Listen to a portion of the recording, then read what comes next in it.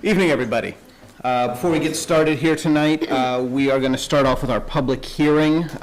We're considering an ordinance accepting Bunker Hill, Chamberlain Lane, and Lynn Lane as part of the public road system of Millersville Borough. And as with all public hearings, we'll start with comments from the public. So if anybody would like to address council at this time on this particular matter, you may feel free to do so at this time. Very well. Seeing no comments from the public, we will close the public hearing. Anything from council to consider before we move this to a vote? Discussion, anything? Very well. Seeing none, I will move straight to a motion to approve the ordinance accepting Bunker Hill, Chamberlain Lane, and Lynn Lane as part of the public road system of Millersville Borough. Do I have a second? I'll second. Mike Miklos, thank you. Having already called for discussion, I will just pull the vote. All those in favor of the motion, please indicate so by saying aye. Aye. All opposed? Abstentions? The motion will carry. Moving on to our second public hearing, we have an ordinance to amend the Code of Ordinances to add traffic regulations for streets within and serving the Lafayette Place development. As before, if any member of the public would like to address council on this particular matter, you may feel free to step up to the microphone up here and do so. Any takers? Hey, there we go. About time. Good. I will take that as the only public comment then and move straight to a motion to approve the ordinance to amend the Code of Ordinances to add traffic regulations for streets within and serving the Lafayette Place development. Do I have a second? Second. Very good, thank you. Any discussion required on this matter from council before we move on to a vote? All right, seeing none, all those in favor of the motion, please indicate so by saying aye. Aye. All opposed? Abstentions? Then the motion will carry.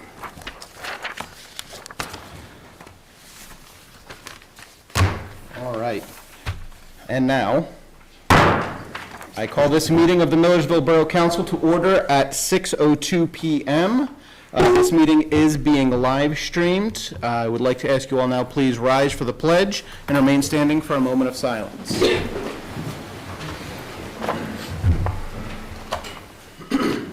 I pledge Allegiance to the flag of the United States of America and to the republic for which it stands, one nation, under God, indivisible, with liberty and justice for all.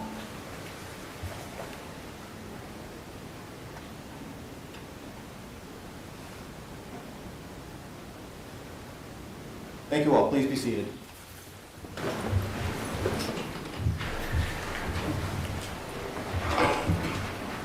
And at this time, I will make a motion to approve the council minutes for the meeting held on January 27th, 2026. Do I have a second? Second. Very good, Mike Miklos. Any comments or corrections required for those minutes from members of council? Very good. Seeing none, all those in favor of approving the motion, please indicate so by saying aye. Aye. All opposed?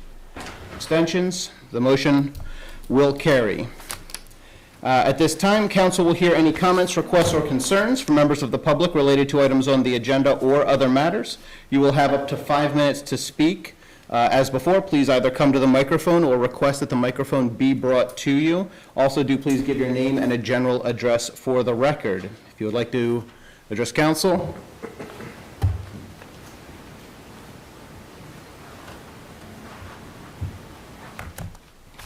My name is Mike Weidinger. I live at 146 Victoria Road. I wanted to ask and come tonight to speak against Millersville Borough entering into any sort of agreement with ICE to enforce immigration laws in the borough. The police are busy enough. I heard the chief say on many occasions, well, on some occasions, where both he and the lieutenant had to cover patrol shifts because there's a shortage of officers. Now, I know you've offered 3 new people positions, but they have to go to the academy. It's going to be a while until they join the force. The Millersville Borough Police Department and our borough should not be enforcing immigration laws. For many years, I worked at Lancaster County Prison. And our position was we were not in the immigration business. Every year, every day, there was a commitment log. We sent a name to them. They had the full list of names. If they wanted to investigate, if they wanted to detain, they could. But we didn't do it. We were not in the immigration business. I don't think our police department should be in the immigration business. I understand now they're offering incentives and bribes, thousands of dollars to police departments for their officers to join their program. And I would encourage us not to get involved. The mayor and the chief, I'm sure you have professional opinions on it, and you probably can't express them tonight. But what we see on TV every day, what we see going on in our communities around the country, that's not what police do. The chief's a professional law enforcement officer. His force is trained, and we have high respect for those, for their training. Observing what we see on the street is not law enforcement officers that are trained. They're essentially masked thugs. So I would encourage the borough not to get involved in this program of working with them on any level. If they want to come here and do what they want to do, there's nothing we can do to stop them. Or I would also encourage the borough to consider the ordinance that Philadelphia is considering, that any law enforcement officer who works in this borough should not be masked and should be able to be identified by the people that they approach. It's an insult to professionals like the chief. When they see this actions on the street, it makes people think we should not respect our law enforcement officers because they act like a bunch of thugs. It's an insult to people like the chief and his officers that people may think the lack of respect that the people may hold when they see those actions. So again, I encourage the borough not to get involved with this ICE operation. Thank you. Would anybody else like to address council at this time?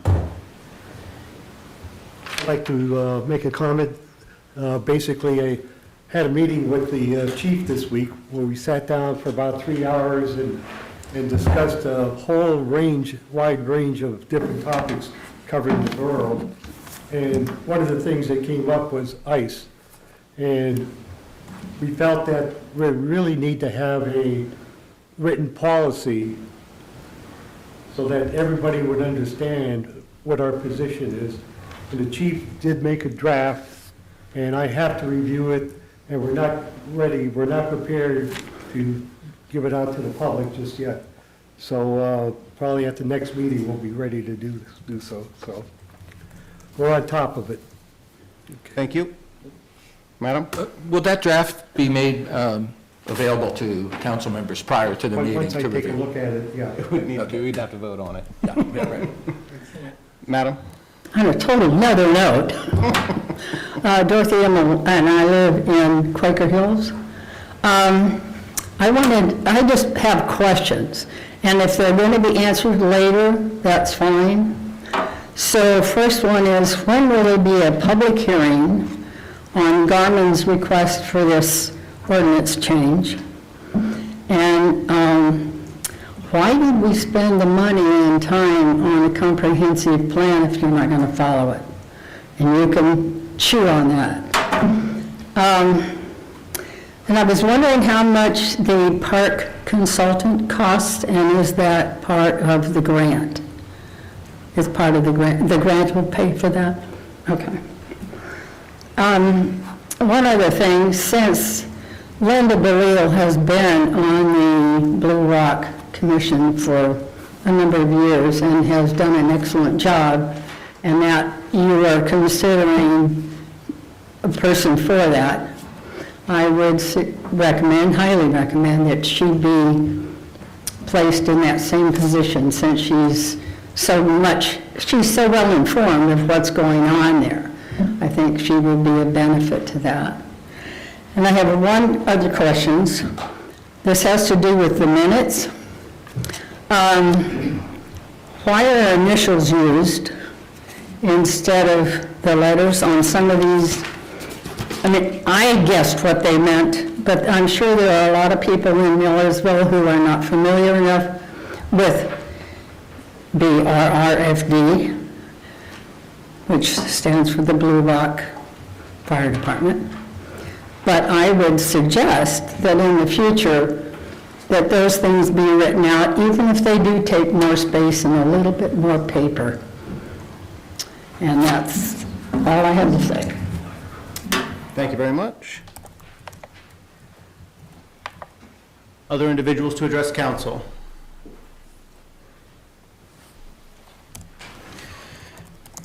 My name's Linda Baleo. I live at 437 Penview Drive. And this evening on the agenda, there will be a discussion of candidates for the Blue Rock Regional Commission. My formal letter of interest was submitted on November 14th of 2025. The reason given to postpone this appointment was stated at the swearing-in council meeting on January 5th.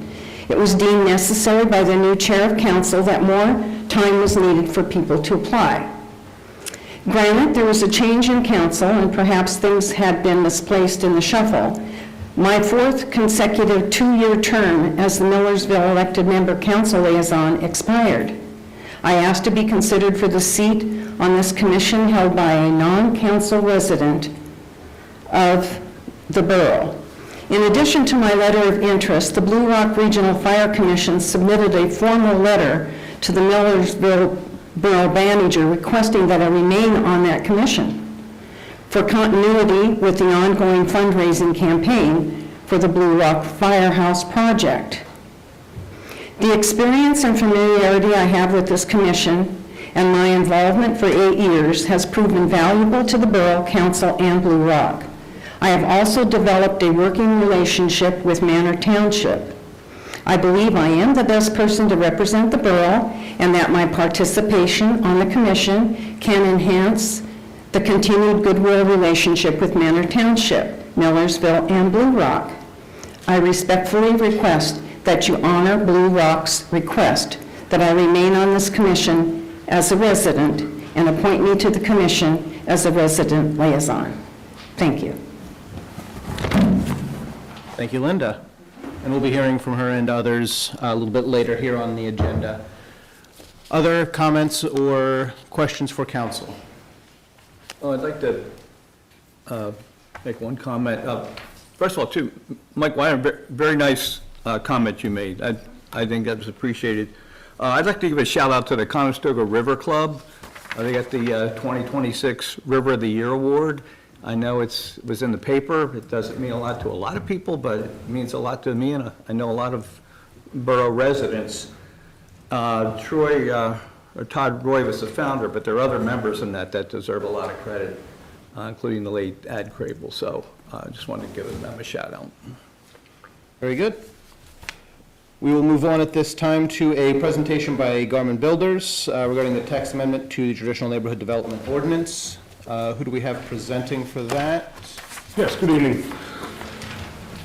If you don't mind, I'll just take a quick moment to set up here. I have a paper copy here of the plan for the viewing by the public, and then also a PowerPoint presentation.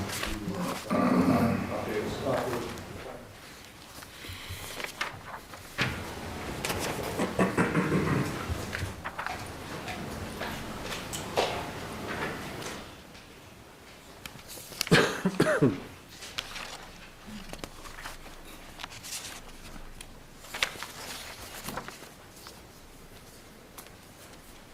Thank you for the council for the opportunity to present on the updates tonight. My name is Brendan Williams with Garmin Builders. We'll have Mark Lloyd also available to provide some updates later in the presentation on some of the grant opportunities with this project. The purpose of my presentation tonight is to go over some status updates on the plan, but then also go through the list of zoning text amendments that we're seeking for the Traditional Neighborhood Development Ordinance. We continue to work through the planning process. One change that you'll see right off the bat is rather than just continuing to call this the Route 741 999 project, we have named the community as Crossings at Penridge. The Crossings name is the name that Garmin Builders gives traditional neighborhood developments that we're developing in the area. So for consistent branding, that's what we're moving forward with right now on this project. Over the past couple of years, we've had some discussions with the borough staff, planning commission, council members. We heard some feedback from residents, the school district, and the county planning commission. This process dates all the way back to 2024, so this has been coming back and forth with borough council members off and on throughout that time. Tonight's presentation, we'll try to go over where the project currently stands. There's some minor changes to the plan that we have as we develop through this project, and we'll address some of that. And then we'll go through each of the text amendments. We have some visuals and diagrams that we've accumulated since the last time that we were here with the borough, so that we can try to depict what some of the impacts might be to the development with the amendments that we're seeking.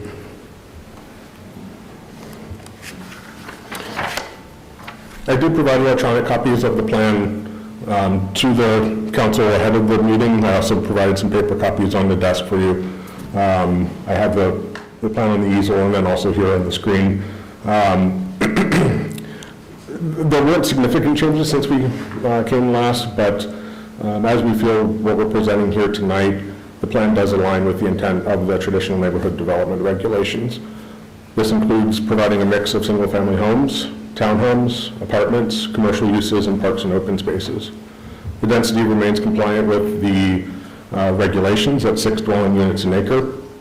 The site will be fully walkable with pedestrian trails and sidewalks throughout the community, connecting residents to parks, preserved natural features, commercial and mixed-use areas, neighboring properties, and then also there's a public bus stop adjacent to the existing church at the corner, so we're trying to connect there, but then also look at the feasibility of providing additional transit stop along 741 corridor, the frontage of our property.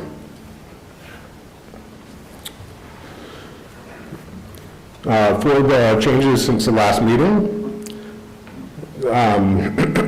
prior plans had shown 355 dwelling units total. Our engineer has worked through the grading for the site, or I should say the preliminary grading for the site. As a result of some constraints that we noted through that discovery process, the overall unit count will drop to 350 units due to the grading constraints. We had to remove some units. We are working on the architectural manual for the development. We'll expect that that will be done by next month and that we can submit that to the council for public viewing, and then that'll also carry forward once we submit the formal conditional use application. While we haven't finalized the scope yet of the traffic improvements that would be necessary for this development, we have worked through a preliminary scope that we've consistently been saying probably a roundabout at the entrance of the development. Roundabout is probably going to be preferred over another signal, Route 741 at the entrance to the development, only because of the close proximity to the signal that's to the north, and then also there's a couple signals in queue to the south of the development as well. We'll have less than 1,000-foot separation between the signals, so that's usually the preferred distance that PennDOT has for that for another signal addition. We also are looking at adding a left turn lane and left turn signal arrow at the intersection of 999 and 741. That arrow right now is missing if you're heading northbound, turning left onto Route 999. And then we're also looking at potentially upgrading the timing of the traffic signals, so that way the flow of traffic will be improved through the light cycles on 741. Both of those improvements, the timing upgrades and then the left turn arrow, are both improvements that are recommended by the borough's comprehensive plan that was just done.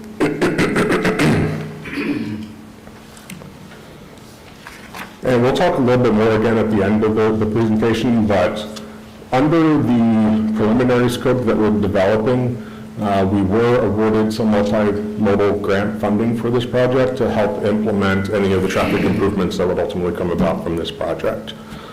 Once we develop the final scope with PennDOT, the borough staff will be heavily involved in discussions with PennDOT to try to help develop that ultimate scope.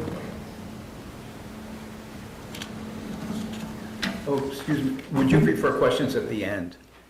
Whatever the borough council, I think. Let's hold that off till the end. Okay, good, yeah. Yep.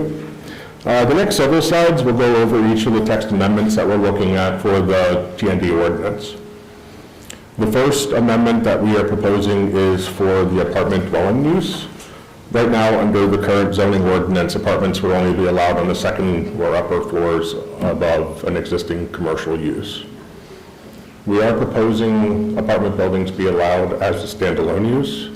The plan that we have in front of the council tonight shows 2 mixed-use buildings and then 4 standalone apartment buildings. That's the same configuration that has been through the council planning commission a few times now.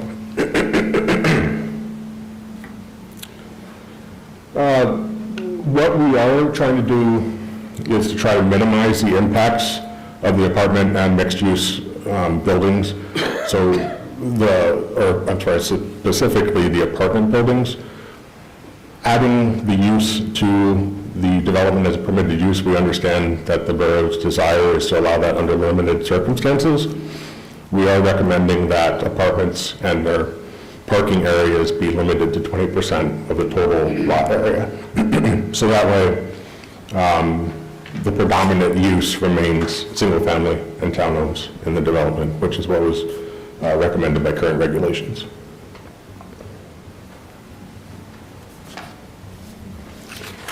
It might be a little hard to see some of the renderings that we have there, but we are trying to show one outcome of what the mixed-use buildings and the apartment buildings would look like.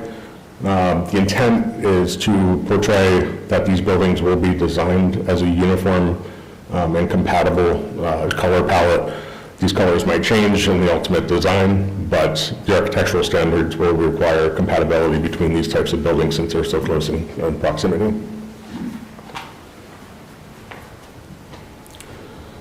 The second amendment relates to the porch requirements on the dwellings. Under the current ordinance, we would be required to have 60% of the dwellings to have a front porch. The minimum requirements are fixed on the dimensions, the depth and width measurements of the porch. It has to be a minimum of 9 feet deep or 6 foot deep by 9 foot in length. What we're proposing is to maintain that 60% requirement, but instead of fixing the depth and the width, we're proposing to fix the floor area at 40 square feet. So that would still require a substantial porch. It just gives a little more design flexibility in what that porch dimension would ultimately be in the development.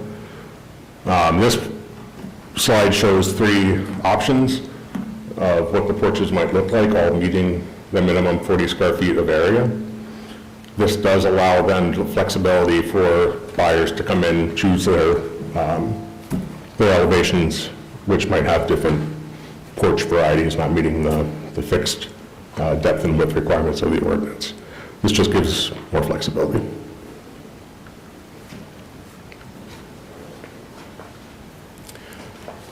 The next amendment that we're looking at is making some changes to the residential front setbacks. Under the current requirements, only commercial uses may be located fronting on a park or common green. We're proposing to allow both residential and commercial uses to front on the park area, particularly this would be the central park to the development and the primary park that would be required under ordinance. By allowing both residential and commercial uses on the park, it allows for a more interactive experience, allows for a unique design element in the development. As we also work through some of the grading issues on the site, we are noticing that with the slightly higher density that's permitted in this development and smaller lots, there could be some elevation issues to overcome, in which case would require a larger amount of stairs on some of the porches that are required under the ordinance. So we're asking for some minor encroachment to be permitted for stairs and railings on porches. That way, if properties require more stairs than what others would, we would have the ability to bring some of that out closer to the sidewalk than what we could under current ordinance.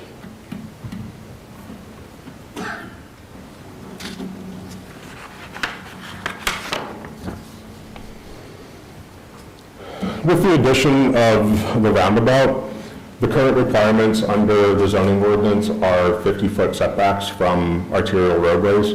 In this case, we're looking at a partial modification for the area where the roundabout would be constructed. We're trying to plan a little proactively and try to understand what the impacts might be to the main entry coming into the development. If we reduce those setbacks to 20 feet, we would be able to add elements like outdoor dining, public plaza, landscape areas to the entry of the development and allow some of those areas to encroach closer to the 50 feet that would be allowed by current ordinance. When considering local streets, right now the setback would be 10 feet. We would propose the allowance of outdoor dining areas to encroach within that setback so that there would be ultimately a 0-foot setback to the public right-of-way.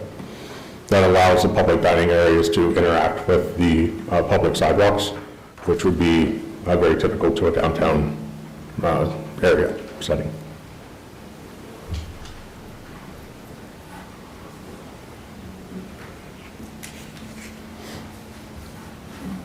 Another amendment that we're looking at is for the alley, the rear load lots that contain frontage onto alleyways that are proposed in the development. Most of these uses are the townhomes in the development. Right now, the regulation is that any alley load property has either a detached garage or an attached garage that would be attached to the principal dwelling by a breezeway. We're looking at providing some updates for a third option. For the rear load townhomes, we would propose a garage that would be located within the footprint of the building. In that circumstance, the amendment would propose a 20-foot setback from the alley versus a 5-foot. This would allow us to install decks on the second floor, uses that are typical to a residential dwelling. If they're located on the second floor, then cars could come in under the deck, and we would be able to use the 20-foot long driveway that would result from the setback we're requesting for overflow parking on each of the townhome lots. We're also looking at the rear load properties in closer detail. We're trying to seek a smaller lot area for those uses. Right now, for example, the townhomes, the minimum lot area would be 1,800 square feet. If we look at that size of a lot, it would require us to have a 90-foot deep lot. If we have a 10-foot setback and then a 40-foot deep building on that property, that would leave anywhere from 40 to 50 feet behind the building that we would have to match that length of driveway.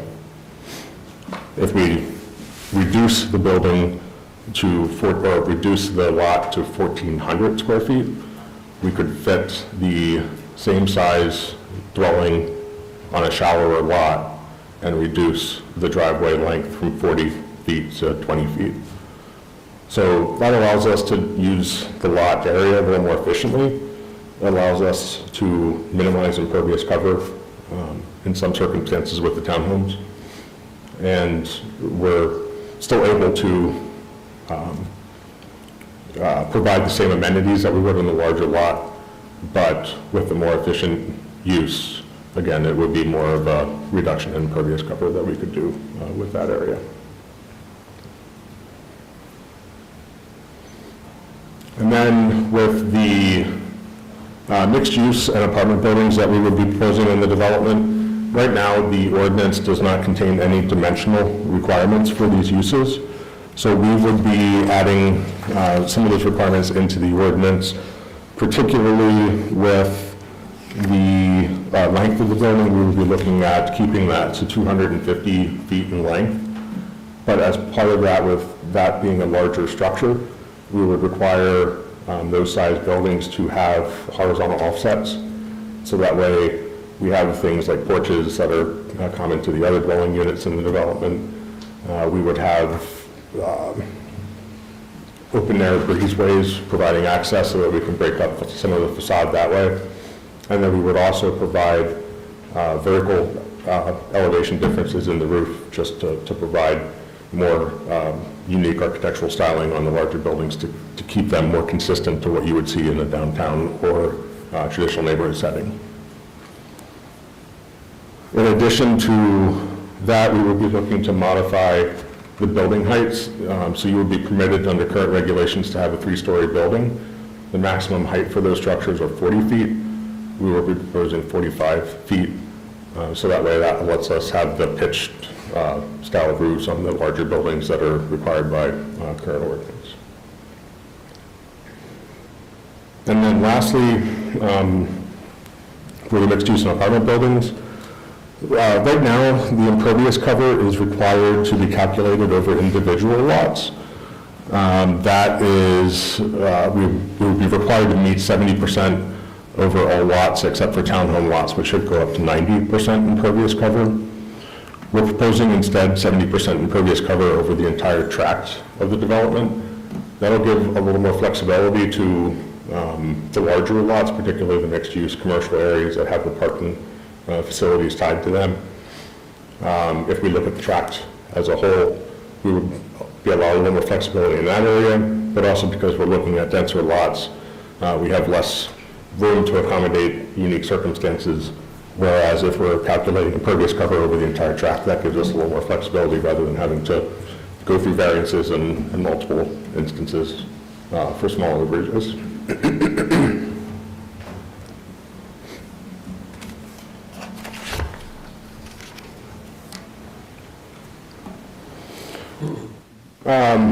Next, with taking a look at some of the signage requirements, under the current zoning ordinance, the traditional neighborhood development would permit any sign that would otherwise be permitted in the neighborhood commercial zoning district.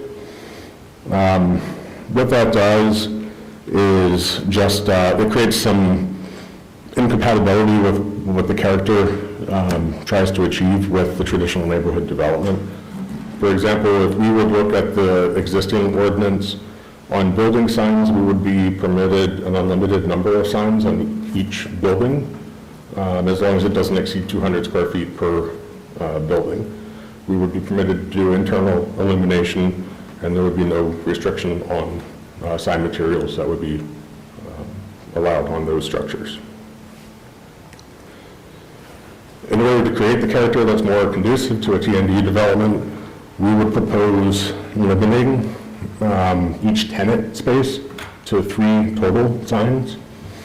If that tenant space has 1 street frontage, then they would be permitted a wall sign, for example, that could be up to 40 square feet, and then they would be allowed to have a projecting sign and a window sign in addition to that wall sign. Each projecting window sign can't exceed more than 25% of the window space, or 20 square feet, whichever occurs most, or whichever would occur first. Now, if we have some unique circumstances where the building would have frontage on both a parking area and a public street or 2 public street frontages, under no circumstances would an individual tenant space be permitted to exceed 3 signs. However, if they have a multiple street frontage or have parking to the rear of the building, they would be able to locate one of those signs to either the public street frontage or the rear parking area. So that way it allows some flexibility of the location of that sign, but no additional sign area beyond what would be permitted. We are also looking at requiring, or rather prohibiting, no internal illumination on these signs. So again, it might be a little hard to see, but the rendering shows gooseneck style lights that would provide external illumination or downlighting on the signs. Halo lighting would also be an option. Rather than internally illuminating, the lights would be on the back of the sign structure and then light the building wall behind it, which just provides a softer lighting element than what internal illumination would.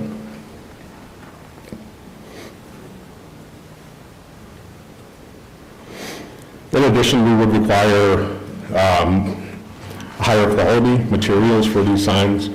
The intent with the building signs is to make sure that they remain coordinated with the styling of the building. So to do that, we would be looking at requiring either wood, stone, brick, or metal type signs. All signs would have to be channel letter styling or something dimensional rather than metal sign boxes with flat vinyl paneling, for example.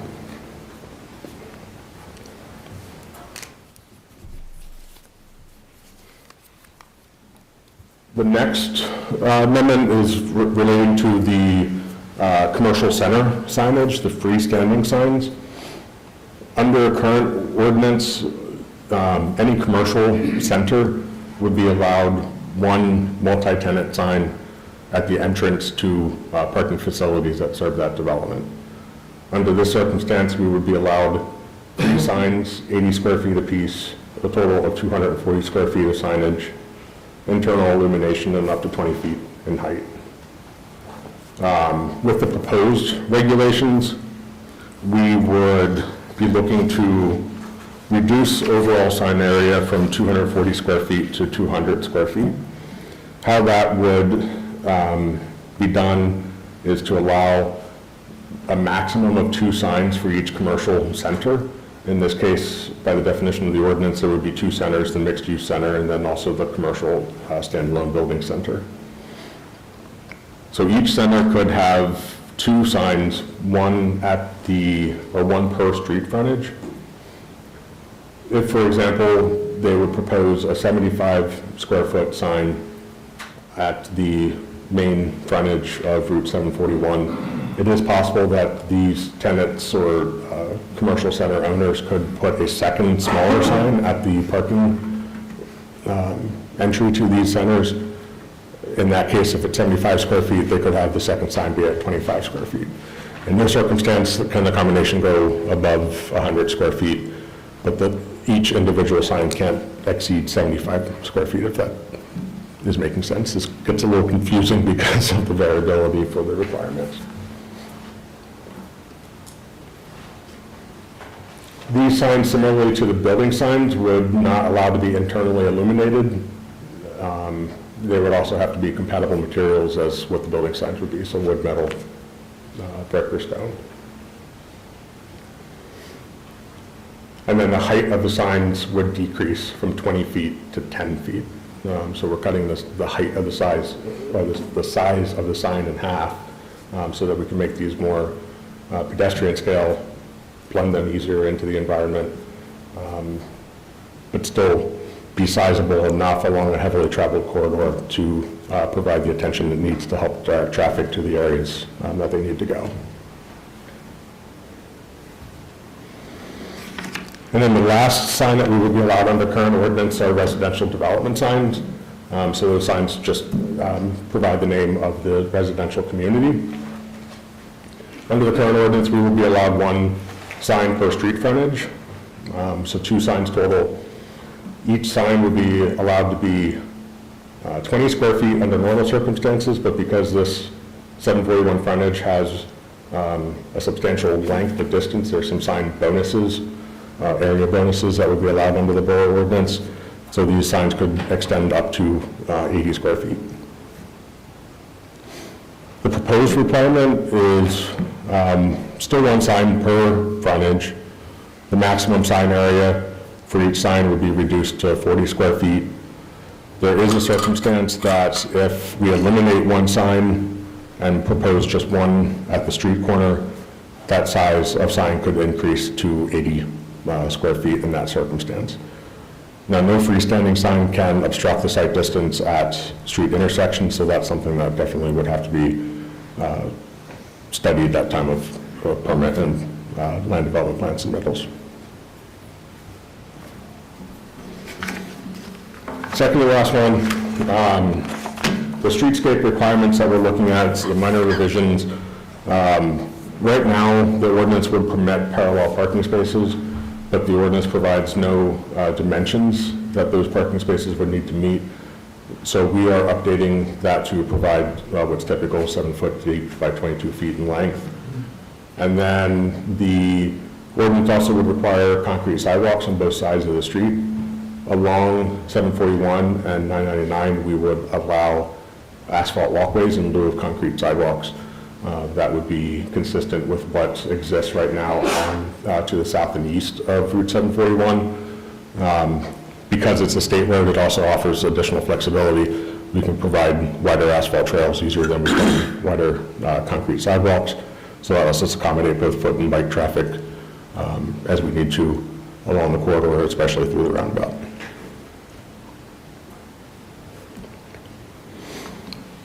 And then the last amendment is just a small update to the definition of open space.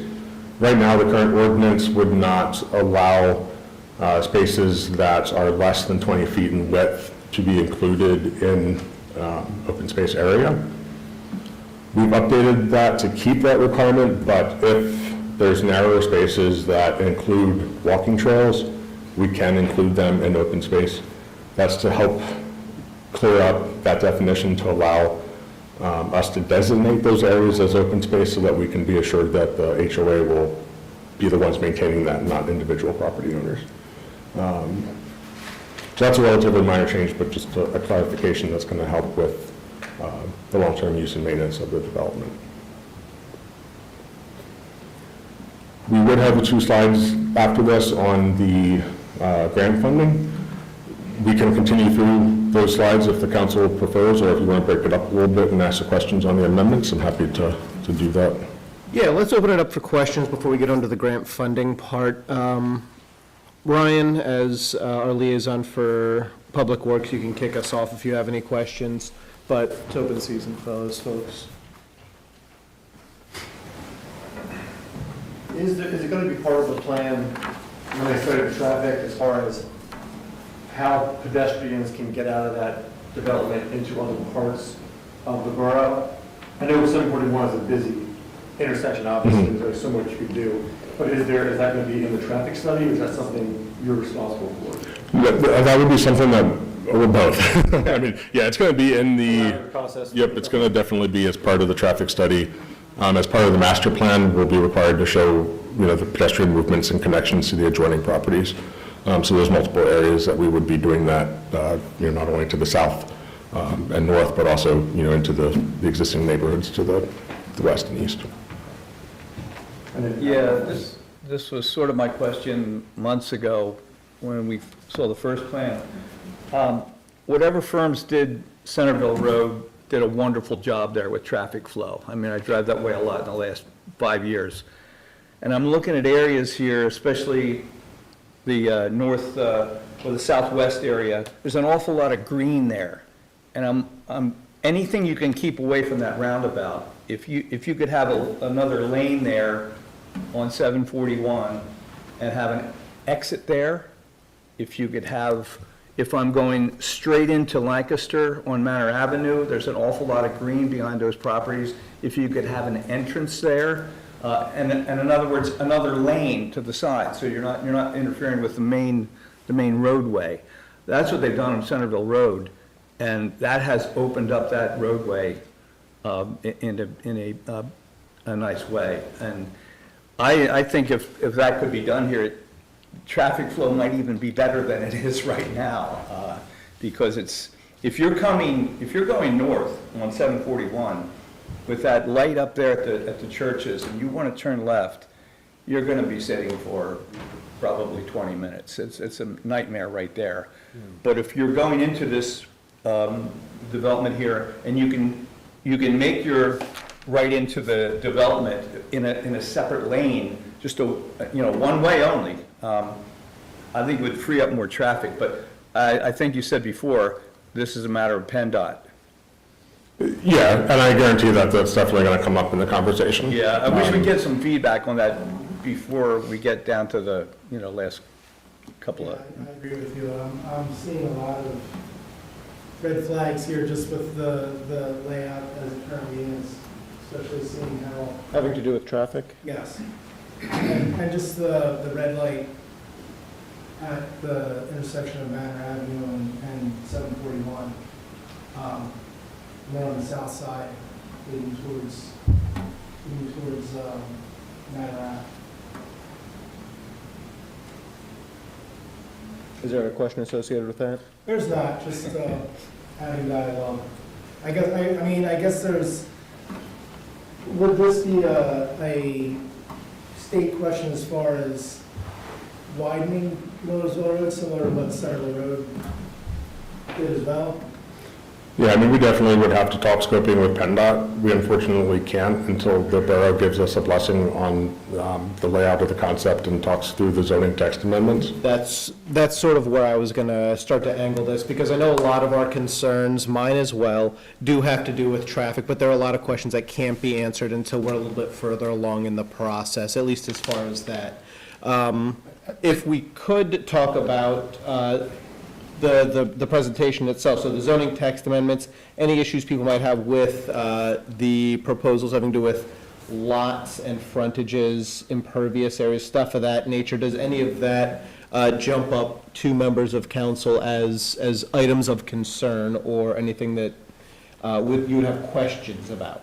Yeah, around the roundabout there, where the outdoor seating would be for the restaurant, you're proposing 20 feet from 50 feet to change the ordinance.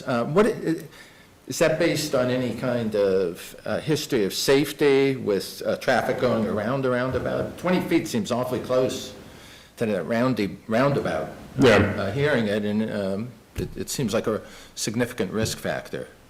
Yeah, I think that, and I don't know, Alex, if you might have any vantage point on that, but I think ultimately that is what, I mean, we fit the roundabout in and then tried to fit in the seating to provide the amenities that are typical to the use, and that's as close as an encroachment as we would have.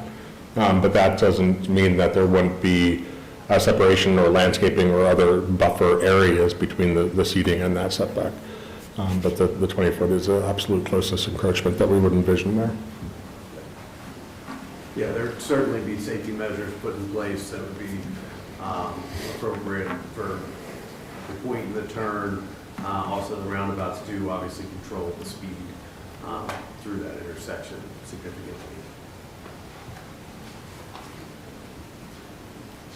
I think I personally would need a little more time to study and to be able to ask educated questions, or raise any concerns, so I can better understand. So from here, we can certainly make that request. The next step from here is, I believe, Planning Commission referrals, public hearing, things of that nature.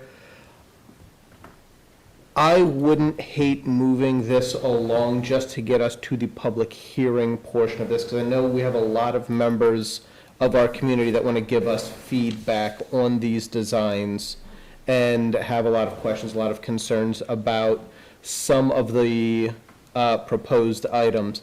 Nothing on here jumps out at me specifically. I have some hesitation about impervious coverage, but other than that, my feeling is that I am comfortable enough moving forward to the next step, especially because it seems like a lot of the concerns and a big part of this is going to be a discussion around traffic, and we can't get to that part of the discussion without advancing this a little bit further.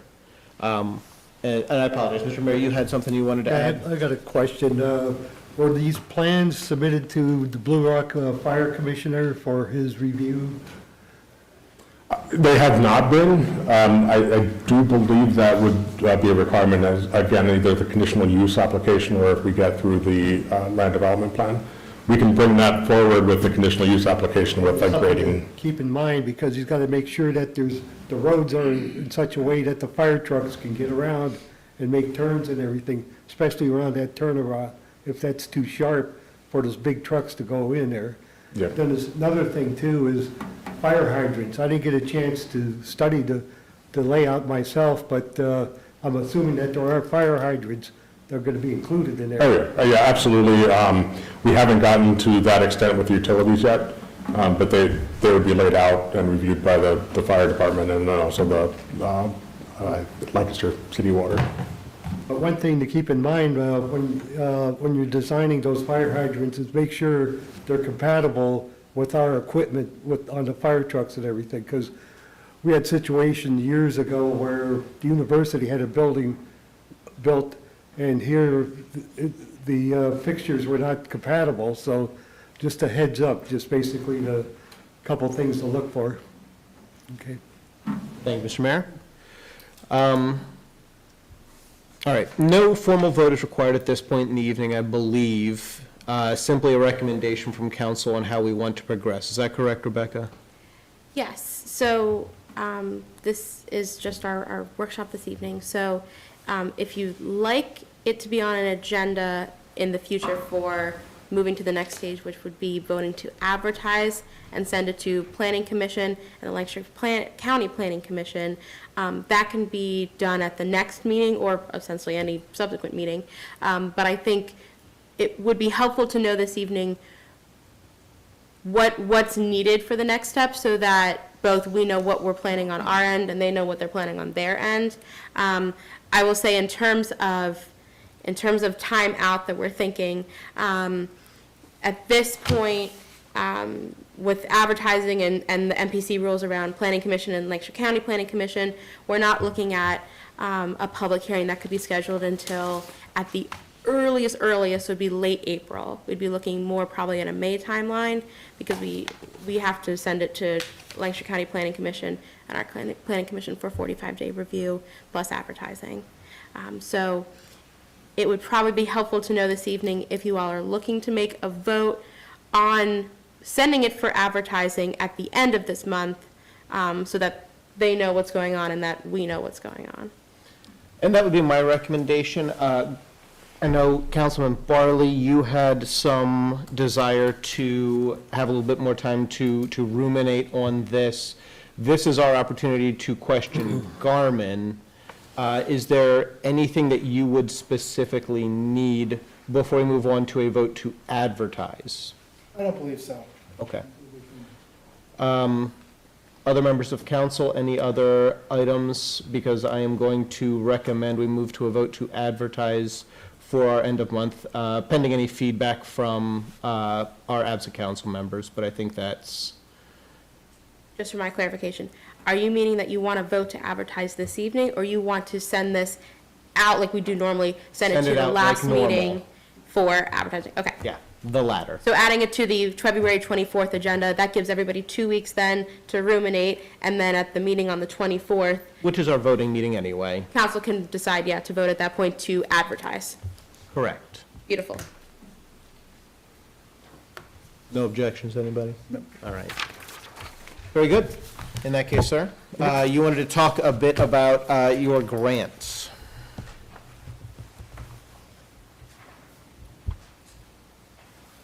Good evening, everyone. My name is Mark Cloyd. I am the Director of Business Development for Garmin Builders. Thank you for your time this evening. We had met with Manager DeSantis Randall about a week or two ago, and she had asked that we come to this evening just to talk a little bit about the grants that we have applied for to date. So in your packet, there are 2 slides at the end. I'll jump into that here shortly. But just for clarity, to date, we've applied for 3 grants associated with this project.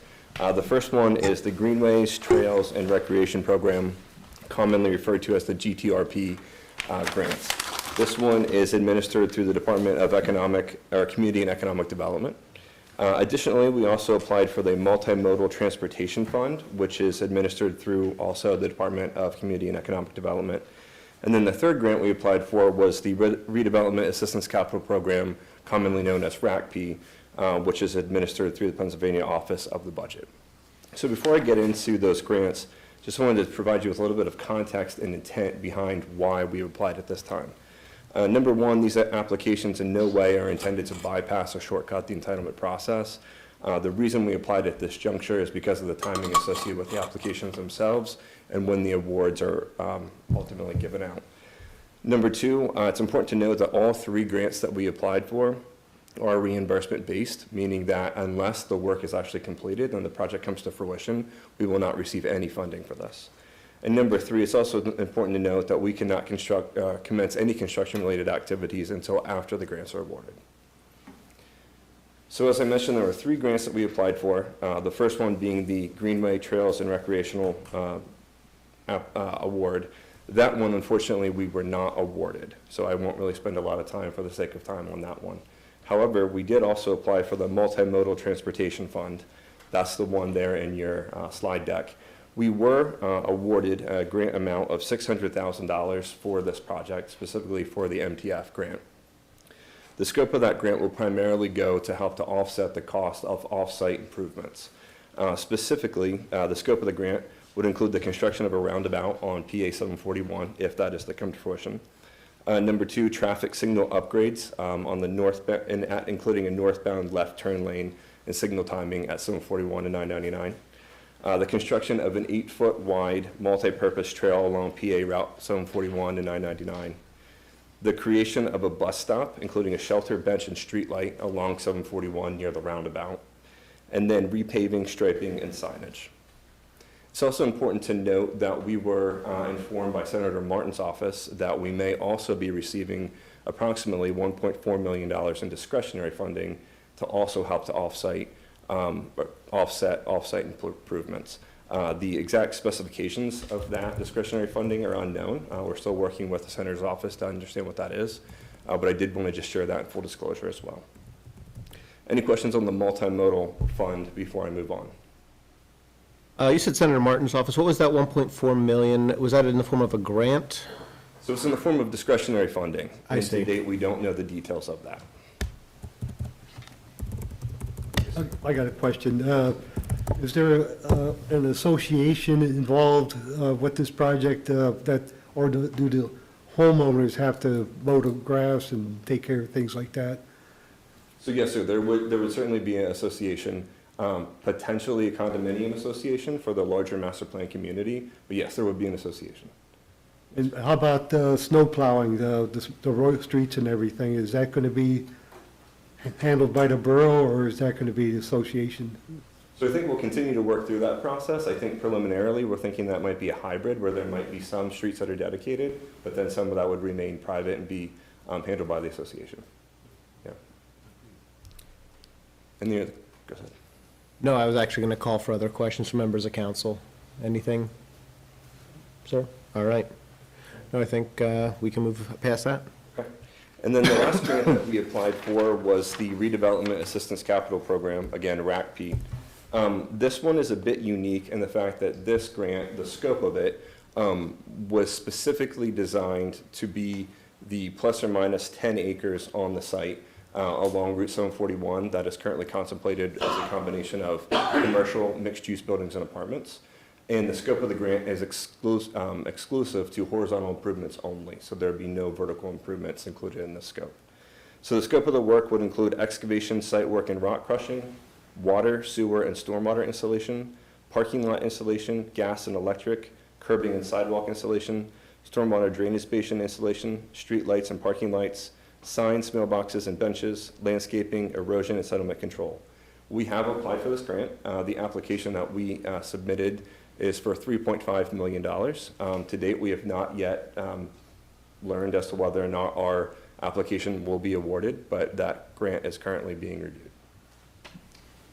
Do you have a timeline on when you expect to hear back? I'm being told here in February is when we'll expect to hear back, and we'll be sure to continue to communicate with the borough as we are informed of that outcome. So heating and cooling of the units will be gas and electric? Yes. Okay, is there any option for alternative sources such as solar? At this time, we've not currently contemplated that. Historically, we heat our homes with either electric or gas.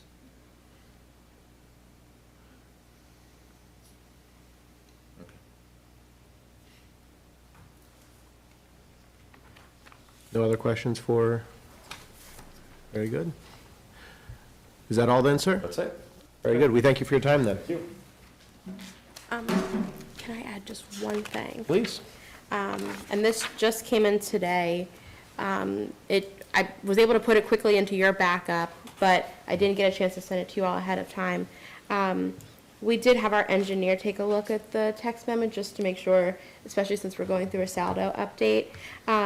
And I can send over the specific language, but our engineer did recommend some additional language just for clarity on the pedestrian walking path.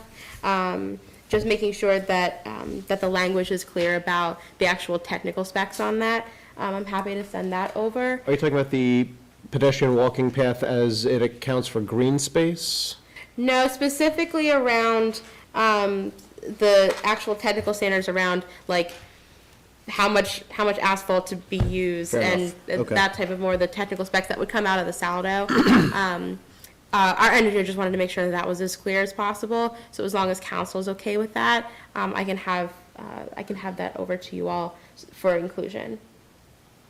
All right, and we'll have that language prior to the voting meeting next time? Yep. Very good. It just came in, so that's why I didn't get a chance to. No, I understand. And that includes ADA compliance. Yeah. Oh, yes. All right, very good. In that case, to be continued next meeting, I believe. Thank you.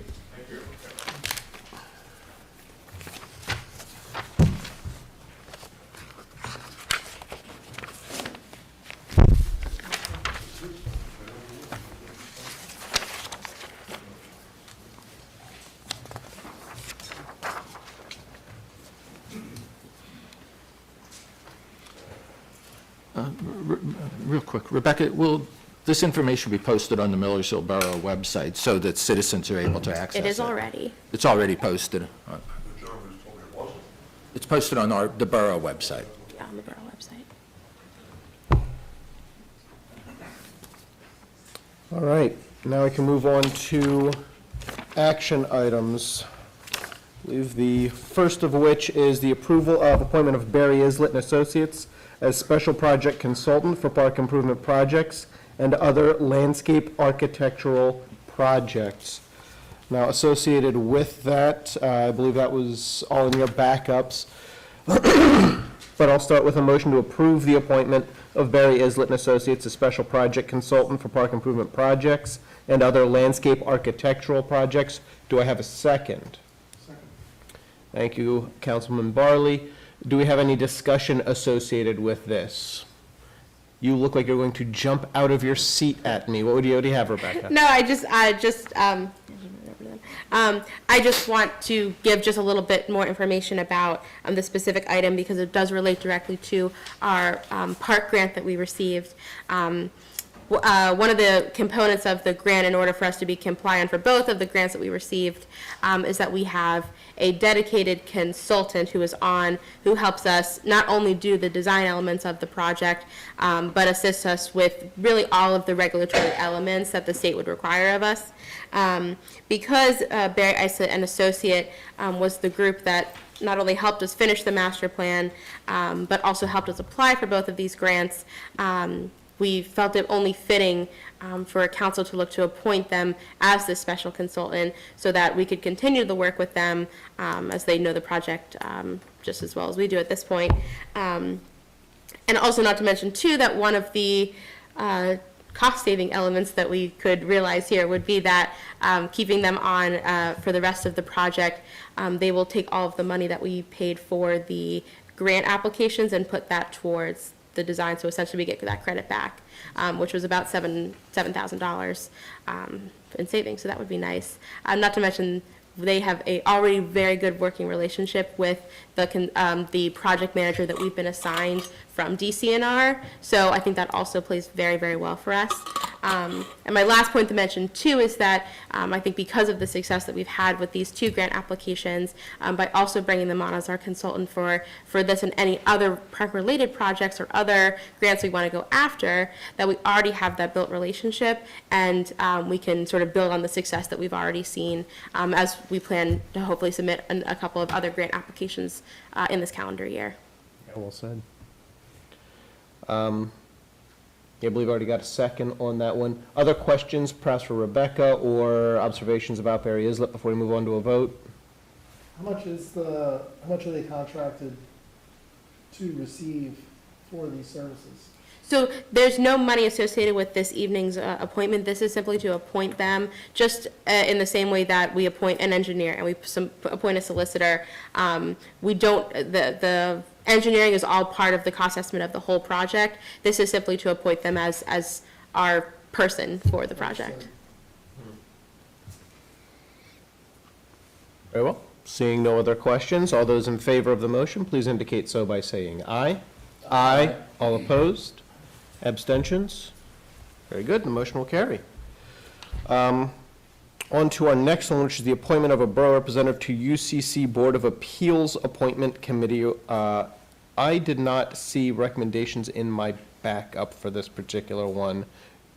We don't have anybody, I presume? So, not to say that not every appointment that the borough does is very important. However, this one is probably the lowest on the poll in terms of importance. As members of the Lancashire Intermunicipal Committee, Millersville has the opportunity to put someone on the Lancashire County UCC Board of Appeals Appointment Committee, which is simply the committee that appoints individuals to the UCC Board of Appeals if and when we have a case. The borough actually had the most cases we've essentially ever had in the last couple of years related to short-term rentals. All that being, we had 2 cases.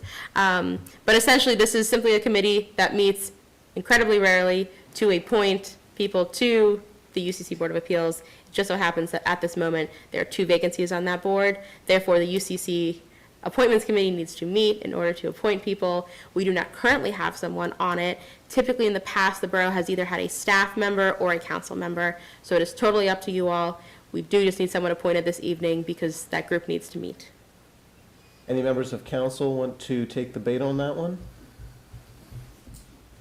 Do you have members of staff that you would recommend? Or that have volunteered, stepped forward? I so happen to already be going to the meeting tomorrow, so therefore I'm happy to go ahead and do it if you'd like me to. An enthusiastic recommendation if ever I heard one. How frequently do they meet? This is the first time they met, I believe, in 4 years. So, not the most overwhelming time commitment, is No, what not you're at all. telling me? Not at all. Then pardon me, then I don't feel bad at all about ladling this onto your shoulders in addition to your other duties. So I'll Already make a done it anyway. motion to appoint Rebecca DeSantis Randall as the borough representative to the UCC Board of Appeals Appointment Committee. Do I have a second? Second. Bold that you would put your name next to mine on that one. She's gonna be mad at you. Somebody has to. Further discussion on the matter? All right, very good. In that case, all those in favor of the motion, please indicate so by saying aye. Aye. Aye. All opposed? Abstentions? The motion carries, unfortunately for you. No worries. I was already going anyway.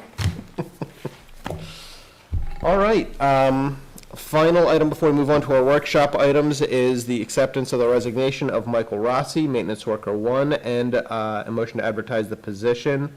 Always sorry to see a dedicated servant go, civil servant. But yeah, I will make the motion to accept the resignation of Michael Rossi and advertise the position to fill the role. Do I have a second? I'll second. Give that one to Mike. Other Mike. Discussion before accepting or voting on the resignation. I'll just note that we may luck out in terms of the advertising because we already had an advertisement out for the other Maintenance Worker 1 position. We have already been actively interviewing, so we might not need to put out a second application, but to cover our bases, it's good to What vote does this our evening. applicant pool look like right now as far as numbers? Not as many as we had hoped, but I think that's everybody in the job market right now. Yeah, all right, fair enough. Luckily. But we do have a couple of promising candidates that we have been interviewing, so we are cautiously optimistic. All right, then with caution and optimism, all those in favor of accepting the motion, please indicate so by saying aye. Aye. All opposed? Abstentions? That motion will carry. I will turn this over for our first workshop item. It's a big one, discussion of the candidates for our Blue Rock Regional Fire Department vacancy, led by our own Mike Okay. Caulfield. Okay, there are 4 candidates. I'm assuming they're all here tonight. We all had a chance to read their resumes, so this is a time for the candidates to get up and speak. I guess it would make sense to go in order. So, Linda Belil, you're welcome to speak again. You already spoke, but you're welcome. You were first on the list, and Gary Hess was second, Angela Cuthbert was third, and Randy Snyder was fourth. So, if anyone wants to speak. Yeah, Linda just indicated that she was fine. Is Gary in the audience? There we Okay, are. yep. You come up and say a few words, sir? Everybody, you have his and all of the individual applicants' letters of interest, and I believe resumes where applicable on the backup. Yeah, I'm Gary Hess, and I assume you have my resume, and We I'll do. answer any questions. But there was a concern that I was a fireman. I've been in the fire company for like 51 years, but I'm only a lifetime member. I haven't run calls in at least 7 years. So I'm not an active fire member, I'm not an active person and all that. I'm on there as a lifetime member. And it's probably been about 7 years since I ran a call. And also, with all the time I've been in the borough, it's like forever, and I've been on the planning commission for 44 years, been in the fire company 50 years. I just think I'm a real good candidate for this position. Any questions? I'll answer any questions. Gentlemen? Thank you, Gary. Angela?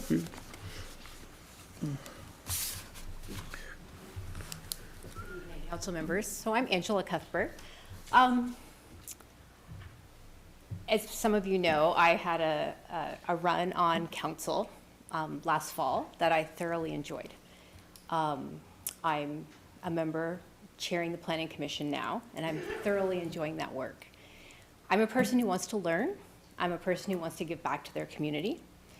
And I think, you know, the Blue Rock Fire, Regional Fire Department is such an important part of our community. I think that I can represent Millersville well. And I think when there's an opening, you know, on any commission, it's an opportunity for new ideas, new people, new perspectives. With that said, I think I do come with some qualifications. As a professor at Millersville, I teach students who are majors and minors in the emergency management program.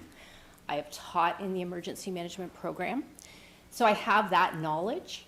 But I think my strength, and you know, no disrespect to the other folks who've applied, I think an opportunity for someone new can be very beneficial,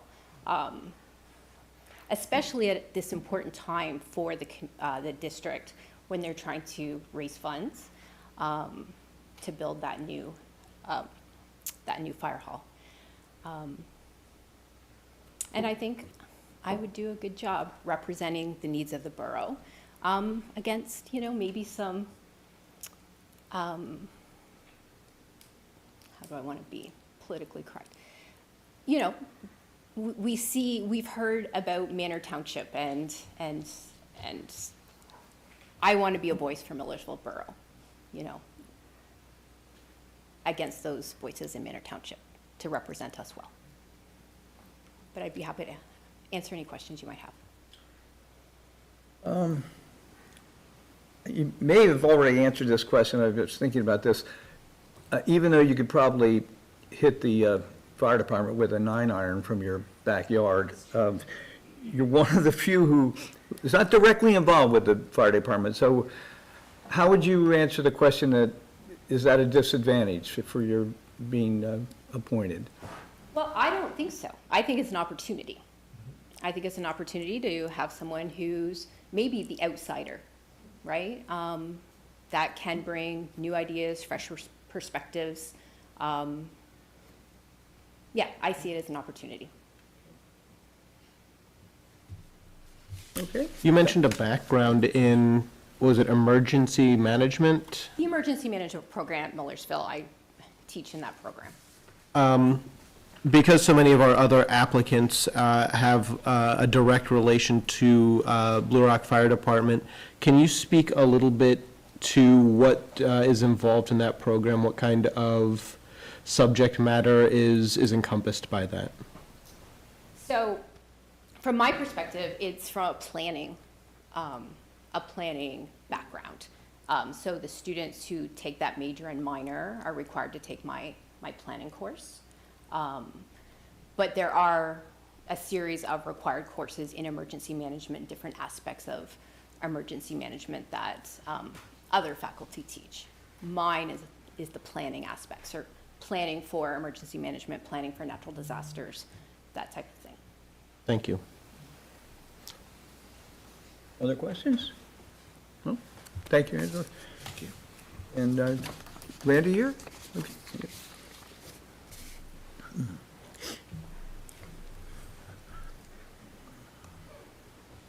I'm Randy Snyder, I live at 209 Manor Avenue. I know some of you. Not a stranger. On my resume, it says I was an active, 28 years, that was 28 years of active firefighting. I did not put on there, I am a lifetime member of the Blue Rock Fire, so it'd be 40-some years. I just think it's very important that Millersville Borough is heard on this board.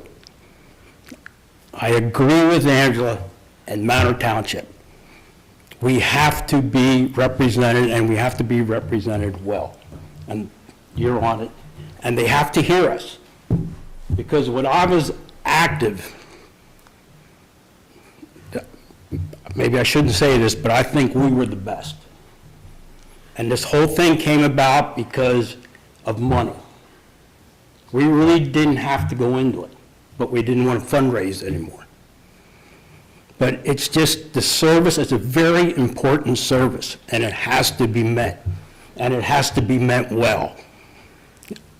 When I hear the fire siren going off, and I still get my phone out, and I look in, I see where they're going, and I'm into it, I'll get them on the radio. When I see 10 fire trucks going past my house to go to a house fire, something's wrong. We don't have the people. We have to do something.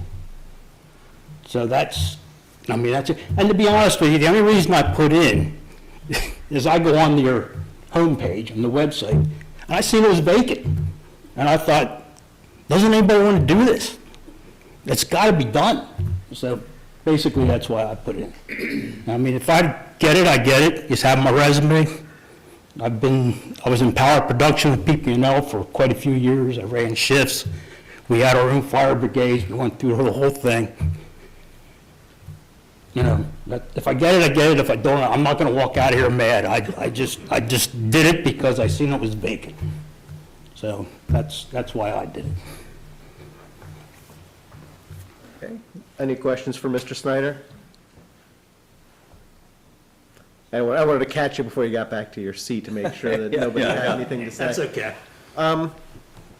Yeah, I'll just throw one out real quick.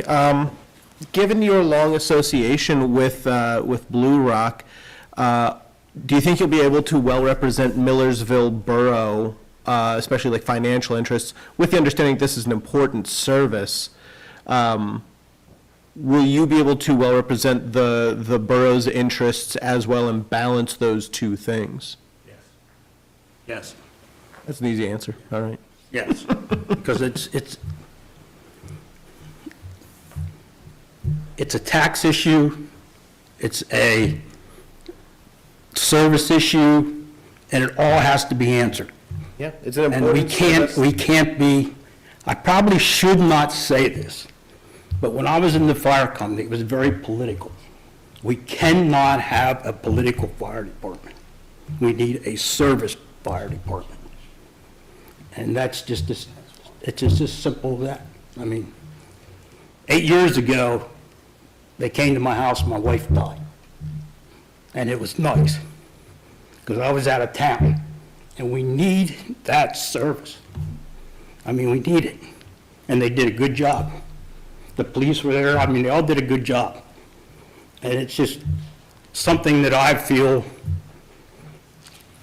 couldn't go vacant. That's about, we need somebody to represent us.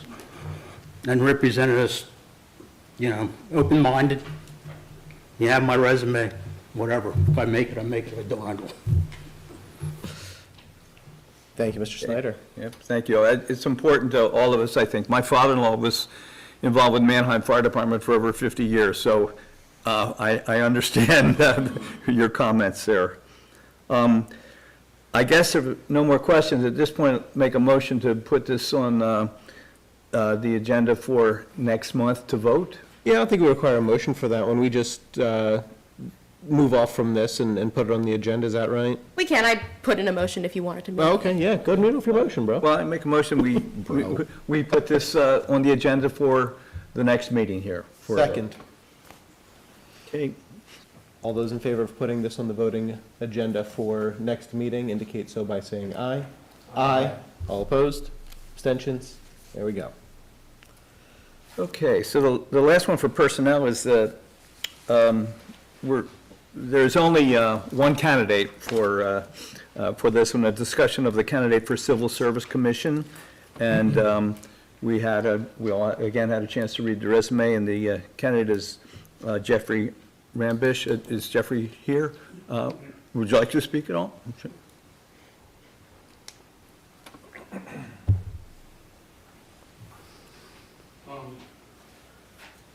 Again, my name's Jeffrey Rambish. I live on Millersville Pike. The reason I applied for this, we had about 10 years ago, we had a burglar break into our house, and the police were very efficient in what they did and that kind of stuff. And for the safety of the Millersville Borough, I just felt it would be good to serve and help find good candidates to serve our community and keep us safe. So that's why I applied. Any questions? Okay, thank you, Jeffrey.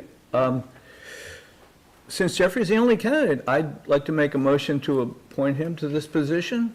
Do I have a second on that? I'll second. All those? Tonight or at the February 24th? Tonight or at the February 24th? Oh, I mean tonight. He's the only candidate. Okay, So, you all can do that. have a second on that? We have a second? You did. Second. Okay. All those in favor, say aye. Aye. All those opposed? Any abstentions? Very good. Motion carries. Thank you, Mike. From there, we are going to switch gears. I believe we have Mike Miklos discussing possible native gardens and pollinator plants ordinance. Okay. So basically, our borough is quite attractive, quite green. I think most people in the borough are very proud and take good care of their lawns and gardens. This is not without exception, because there have been problem properties that included invasive species and overgrowth. However, there is, it's been expressed to me by quite a few citizens of the borough, a need for an alternative to primarily grass-dominated yards. Specifically, a number of borough residents have indicated or initiated landscaping gardening practices that involve native plants, and it was brought up in this fall with the previous borough council members listening to those discussions. Basically, native plant gardening involves a managed natural landscape of native plant gardens that have several benefits to the community. They provide biodiversity that encourages endangered pollinators that are important for plants and local agriculture. They may reduce the type of environment that encourages certain species that are more troublesome, such as yellow jackets and invasive plants. And many folks prefer the aesthetics of a more natural garden. Because these native plant gardens have a higher plant density, they may have a cooling effect during the summer. Additionally, I would say that these gardens have another advantage in that they don't require mowing, so there's less lawnmower noise, and they reduce runoff as well. So there are some benefits to the community for these kind of gardening practices. Multiple boroughs in Pennsylvania have enacted native plant ordinances. And I would propose that we should pursue looking at an ordinance change to allow such gardens to occur.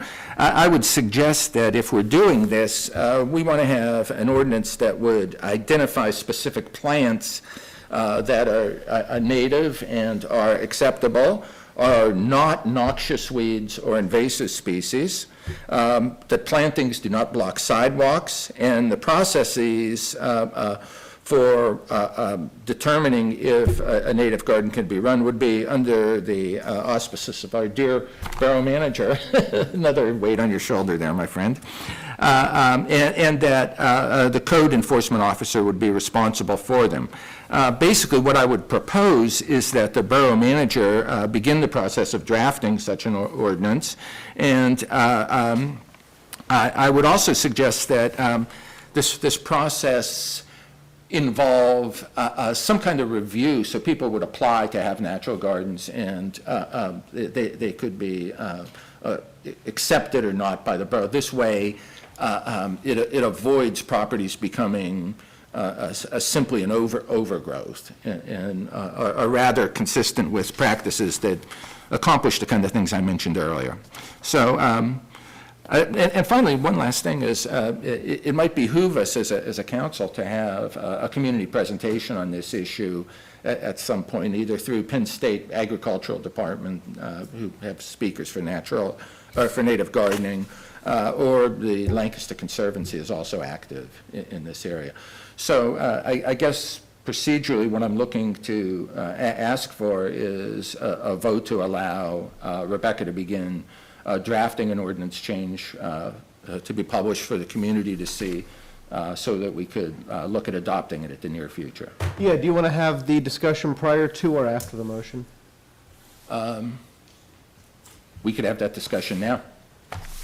One of the items that I'm not concerned with, this is something that I, in very broad and general terms, support, but in reviewing some of the sample ordinances, I think we had Sharpsburg, Virginia, we had another one that was sent to us as examples of other areas that have had ordinances put in place to manage these kinds of alternative lawns, and looking at some of the photographs from our discussion late last year about some of these lawns.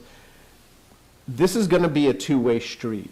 Certainly, I like the idea of the borough allowing for some of these alternative lawns. In looking at the photos of some of the lawns that were presented to us from around the borough during our last session, I didn't see one that was fully in compliance with either of these. So there is going to be some amount of restrictions in those existing lawns. And as long as the homeowner is, or the property owner is flexible to what our safety and sanitation needs are, I see absolutely no problem with moving forward. But it's something that I want to be top of consciousness, that this is going to be managed. And it needs to be as a matter of public safety and as a matter of public welfare. But with that being said, it's certainly an avenue that is worthy of exploration. I'm not sure I know what the public safety management issues would be. There are quite a few properties that are not engaged in native plant properties. It's when you're looking at... are problematic. Yeah, when you're looking at a no-mow lawn, at a pollinator lawn, a lot of times what you're dealing with are functions of overgrowth that can hide vermin harborage, can prevent emergency services from seeing house frontages that might have identifying information to allow for, or might have overgrowth that prevents access to and from the property. Things of that nature are what I'm concerned about when I talk about public safety, public welfare. Yeah, and I think all of those are fair consideration to make sure that the ordinance includes restrictions on practices that would promote rodents and that type of thing. Yeah, and maintain safety. And the sample ordinances that we saw from other municipalities did include some language around that. And that's the kind of thing that I just want to make sure that we are cognizant of as we're moving forward through this draft ordinance.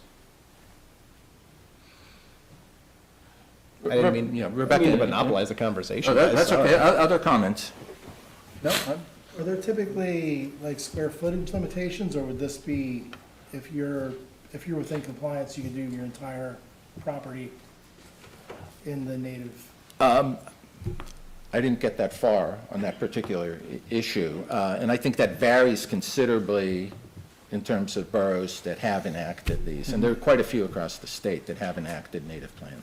In the sample municipal ordinances that we saw from other locations, there was no mention of square footage or anything of that nature. A lot of it had to do with height of a lot of the plants or whether or not it was obstructing view and that Or kind of like at stuff. intersections or something like that. Or even just like from the pedestrian. street to your front door, can they see your door number? Do they have access to like a front door to be able to get in the event of an emergency?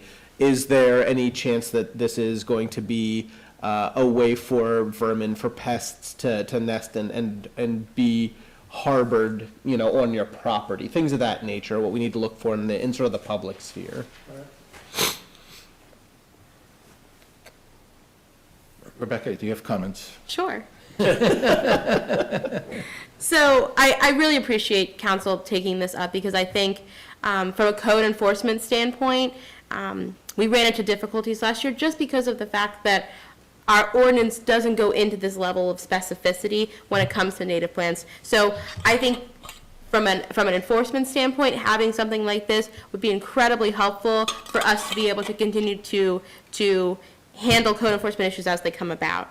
I think, so in the three examples that are in the backup, I sort of see them on three different sets of extremes, on three different levels, I should say. The Pittsburgh one, I thought pulled sort of the biggest example, the most in-depth, the most code enforcement heavy example.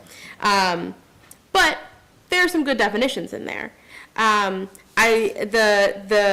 The Sharpsburg Borough PA one was sort of like the short and sweet version. And then to me in the middle there is the one from the Township of Ferguson, which I would obviously note that that language would have to be incorporated to fit with borough code. But that example to me from the staff perspective in terms of the actual enforcement of it had what I think to be, if I understand what council is looking for, the most in line with our goals and the most in line with our ordinance as it already stands. So I see that one as probably one that can be molded the most compatibly. But I will say if there are definitions or things that are in any of the other ones, certainly we can make this a nice mesh of many of them. But I will note too, especially to Councilmember Barley's question before, that at least I think in each of the ones that we polled, they all at least do have some sort of specificity around containment. Yeah. Some of them say specifically that they have to have something around them to contain them, whether it be like a wood. Something what are the preventing words them I'm from looking for? getting out onto sidewalks, out onto driveways, things of that nature. And for example, in the Ferguson one, it specifically says that the maintenance plan for that native garden should reflect a perimeter of 2 feet around any green infrastructure installation that would be mowed and maintained. So basically saying you got to have some area around it that's still maintained so it doesn't look messy. Right.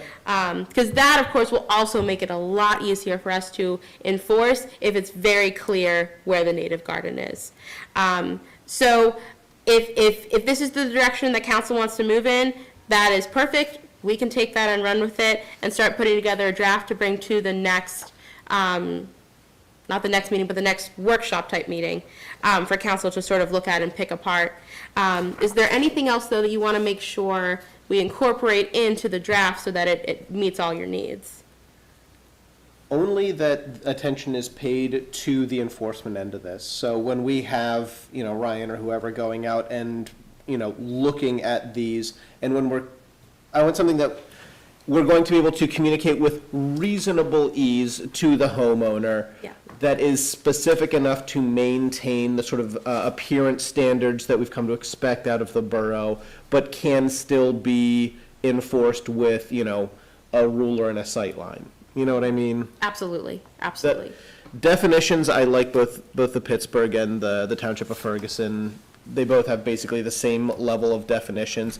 If one level of detail is better than another, from an enforcement and education kind of perspective, That's personally what I would like to see. And if I can ask too, in terms of the range of registrations, how does council want us to draft that? Do you want to go more on the heavier burden on the resident to provide us more information, or more of a lighter version of that where they're maybe providing us the basics and we're taking a look? Does that make sense? I think if we have clear definitions, I think you can go less on something like that, because then you're clear and they understand what's expected.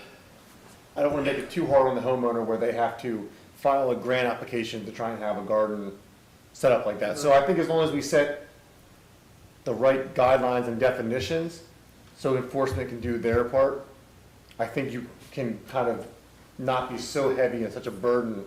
Because someone who's doing this is not doing it on a whim. It's obviously something that they're invested in. Because they don't feel like mowing.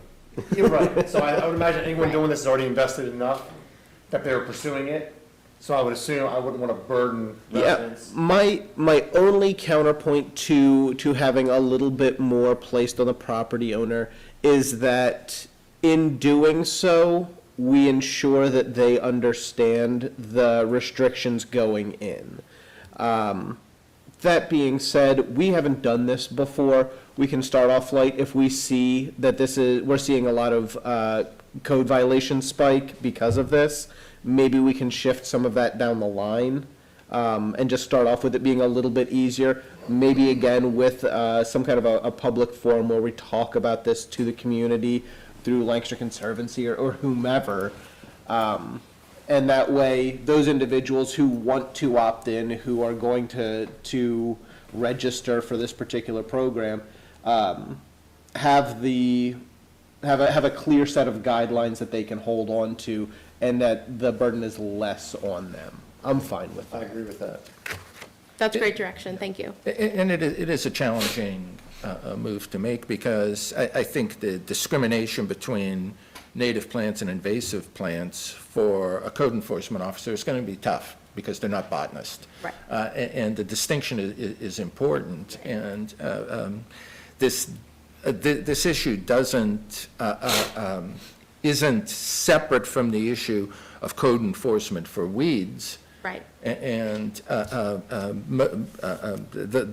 list that the State Department of Agriculture has developed for invasive species is an important way of documenting that. And I think that will have to guide some of our decision-making in this process as well. Absolutely, for sure. Might something that would help with enforcement be Erica Miller across the street from me she received some kind of sign to put out front. She was, someone had visited her and approved it. So in essence, it wouldn't need to be enforced then if that could be. Yeah, and there are a number of organizations that will endorse native plant arrangements. In that way. Yes. She could tell whatever complaints they know, I've been endorsed by this organization, and she's passed. He, she. You want to move forward with your motion? The motion would be to pass it on to Rebecca to have her begin drafting some ideas for us that we can consider at future meetings. Yeah, it would be a motion to authorize the borough manager to work with the solicitor to draft a native garden ordinance. Okay, well, I make a motion for the borough manager to draft an ordinance that we could run by the solicitor. I'll second it. There we go. The mics have teamed All in up. favor? Aye. That sounded like unanimity to me. All right. Next one, South Owen Street sidewalk ordinance updates. I believe that is you, Ms. DeSantis Randall. Yes, so a long time coming, but we're getting to the home stretch of this one. So to give everybody the briefest background, this started as a project in 2023. It came out of the comprehensive plan. Our planning commission was working with a consultant at the time through 2023, 2024 to get an update to our SALDO and our street and sidewalk ordinance. The SALDO is the subdivision and land development ordinance. That is a very key ordinance when it comes to large developments and small developments. So due to some issues with that consultant and then that consultant closing down business, we had some delay with that for 2024, and then bringing it back in 2025. The last council looked at it when we were switching to sort of working on it internally with our engineer, our solicitor. At this point, we're basically ready to take the next steps. There's possibly a few small technical changes that we still need to make on the street ordinance, but those would be relatively minor, and those would be simply language issues. And I just will note too well, let me say this first. Next steps on this one is council authorizing me to send the SALDO draft to our county planning commission, our Borough Planning Commission and the county's Planning Commission for their review as required by the MPC. The SALDO is the only one that has to specifically go to the county because that one's the only one required by the MPC to go. But we'll probably also send them the street and sidewalk, as well as, of course, provide that one back to the Planning Commission for their review. And then we can also start beginning to advertise those ordinances for hopefully a public hearing in April or May. And I'll note too, because there is a text amendment in terms of a development in front of you all as well, it is very imperative, of course, that these ordinances do come first if you're hoping that the new developments would adhere to the new guidance in the street and sidewalk and the SALDO. So I'll just put that little caveat in there as well. But we're hoping this evening for a motion so that we can send these over, get that process started, and hopefully be setting a public meeting date for either end of April or early May. All right, in that case, I will make a motion to authorize the borough manager to send the SALDO draft to the LCPC and the Borough Planning Commission for their review and begin advertising both ordinances for a future public hearing, April or May. Do I have a second? Second. Further discussion required on this? Questions for Rebecca? Seeing none, all those in favor, please indicate so by saying aye. Aye. All opposed? Abstentions? Motion will carry. Mr. Mayor, anything for your report? Yes, sir. I have to apologize up front. I'm on the tail end of a cold and have a case of laryngitis too, so hopefully my voice will stick with me for a while here. So recently I had an opportunity to meet our Pennsylvania State Representative, Izzy Smith Wade Al, and thanked him as being mayor of Millersville for his support in Millersville receiving all the recent grants to upgrade and improve our Freedom Memorial Park. And we got the grant for $75,000 and $373,200. At the same time, I also met Pennsylvania Representative Jordan Harris. He's from Philadelphia, and he's chairman of the Pennsylvania House Appropriations Committee. So he's the person that really controls purse strings for the state, and I thanked him as well.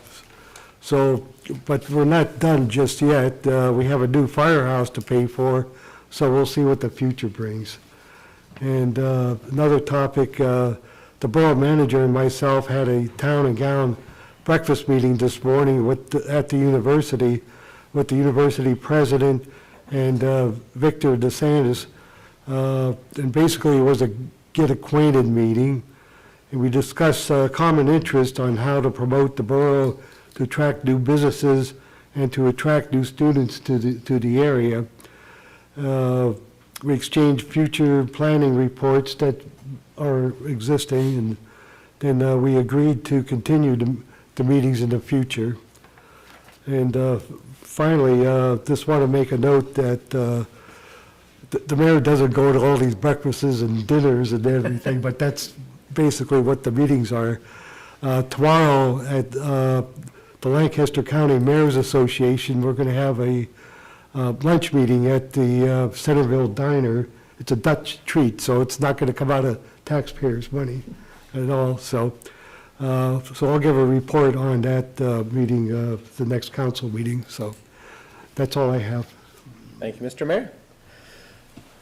Rebecca, back to you for the manager's report.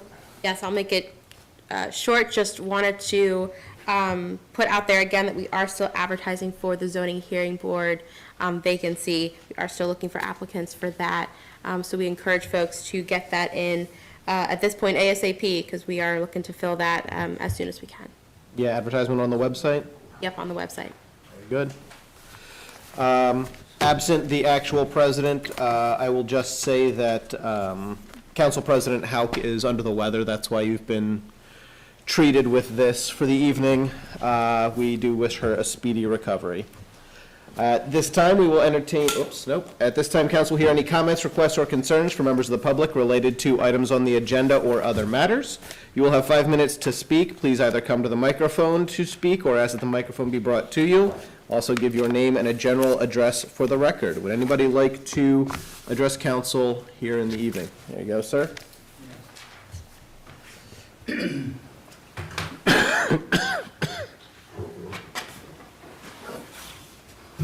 Yeah, Ed Hirsch at Blue Rock Road. Yeah, since the topic of ICE was brought up, I just felt like I needed to express something that I appreciate the work of ICE. I'm glad for their service. They got a very tough job. And it's my understanding that the overwhelming majority of people that they're arresting are people who have criminal records, and most very serious. And I don't see any reason why we want them on our streets, and we wouldn't want our law enforcement people working with them to keep those kind of people from doing harm in our community. So that's my view on it. Thank you. All right, thanks, sir. Those kind of people. Yeah, I might have to add, it depends what kind of news you're watching, if that would be a result of this, but you're welcome to, all comments are welcome. Other comments from the public? Are we allowed to make comments about the Garmin plan and all? Absolutely. Anything that was on the agenda or otherwise? Okay, I would like to talk about the Garmin plan. One of the Sure. things we've talked about was. Name and address for the record, please, sorry. Jeffrey Rambish. I know we got you earlier, but. No problem. With the traffic part of it, there's a lot of tractor trailers that run 741. If you put a roundabout in, I don't know if you've ever seen how they go Yeah. through roundabouts. That would be a big concern, how they would alleviate that issue, because that's a major route for tractor trailers, so they don't have to go through the city. So that would be something to look into. My experience has been it's not a huge issue if it's well-designed. Certainly, I had to go through a very busy roundabout on my way to Westchester for the 6 years that I worked there, and have seen my share of truck trailers. My father was a truck driver as well. I think that'll all have to be folded into the traffic plan. I can't imagine them working with PennDOT and not addressing the kind of traffic that goes through there. I know they put one in over on Running Pump Road, and when you go past that area, you see tractor trailers run across the sidewalk a lot of times, getting around them. Yep. So when you have that and you have access to pedestrians coming out of that new development, you're gonna, to me, if you have kids there and that don't understand, they think I can just walk to the curb, but tractor trailers cannot make the thing, so that would be just one thing I would. Yeah, no, absolutely. We'll get it down. Appreciate your feedback. Sir? Ken Weaver, 13 Blue Rock Road. What was that name again? I'm sorry. Ken Weaver. Ken, thanks. Concerning the Garmin situation, they're always talking about these roundabouts, and I actually like them. What about putting one right at the corner, 741 and 999? That would be a problem. It's a racetrack both ways. But you need to take land. You're going to get attacked on your way out of here, you know that. The other thing is, Garmin said they were dropping 5 units in their plan. And their other situation. Hang on just a second for me, sir. Sorry, fellas. I need to be able to hear this. Go ahead. How's this going to impact the schools? They did bring that up in the last meeting about how it's going to cause a real problem with our school district here.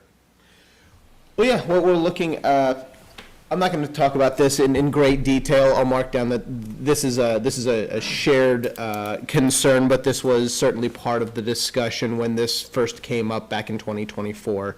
I'll mark it down as a concern. But yeah, you're right. It's something that does need to be addressed by the school district. I mean, I think we determined that was Eshelman's, that elementary school. It's that area, and they're already pretty full. So adding another 350 units, it's something that needs to be The addressed. concern is our taxes went up big time, a couple years in a row, above the supposed threshold to build this school. And now we may have to build more schools. That's not a good thing. Have to, you are. Does not have to, you are building big schools. The gentleman also compared Millersville to the city. I don't want Millersville to be compared to Lancaster City, as far as the building and offsets and things of that nature. Yeah, do you recall the context in which we were compared? I think it was like the frontage and things of that nature. It was a setback for the outdoor dining as it related to. I see, okay, thank you. I believe is what he is referring to. And the other thing is, on all his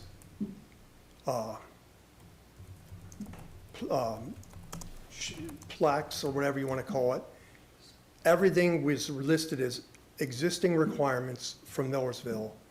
And then they didn't meet not one requirement did they meet of your existing requirements. They had a different version of how they wanted to do things. Oh, yeah, that may be a misunderstanding. So they were listing out the existing requirements. Their purpose for being here is to request exceptions to our currently existing ordinances to match their vision for what this is, and to make sure that it falls in line with our vision for what Millersville's supposed to look like, and reduction of noise or light pollution and things of that nature. So this is them making the request for those exemptions before they move on to the actual planning stage. And their other thing was the flexibility. They want to have some flexibility. Well, they want us to have flexibility, not them have flexibility, as far as their plans. Originally, the plans were so many units, and now like I said, they've decreased it 5. Why? And then they shrunk down people's patios and things of that nature. Shrink it down 10. Give people what our existing needs are. We don't have to have that place that big. What is the benefit to Millersville for this? Tax base? I don't know. Or is it just going to bring people in and create problems for this gentleman over here, or traffic?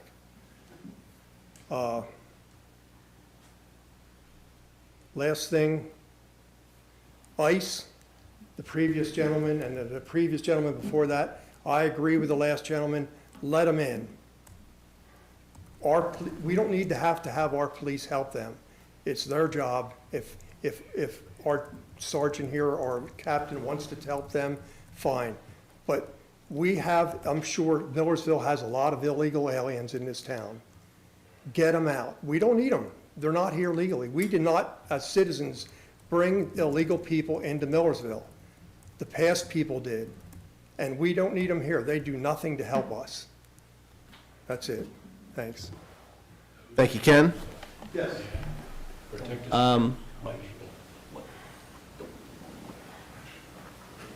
Yeah.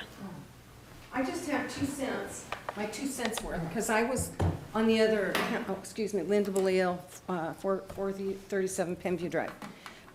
Since I was on council last time, what I proposed was that they're not doing, and I just want to let you guys know, is that in order to connect the community where we have sidewalks, I proposed that they did a sidewalk down 741 and 999 on that corner for strollers and people walking, because I felt it was safer than to have like some kind of a berm where you had to go inside the community. So I proposed that. It is more expensive for them to put sidewalks in, but now that they're talking about a roundabout, I'm not sure how viable that would be. But there's also units across the street that they're going to be putting in, so there's no way that people can walk anywhere safely. So it was just a way of trying to connect the older part with the newer part. Second of all, an issue that came up was between Quaker Hills, I asked them to put in a fence for those houses that are against those, against the new development. They were just planning to do like a little berm and a couple trees or bushes. And so we recommended, or I did, that they put a fence, a uniform fence that they would put up so that the people in Quaker Hills don't have to have their life ruined with other people's backyards. It's more expensive for them to do that, so they were reluctant to do that.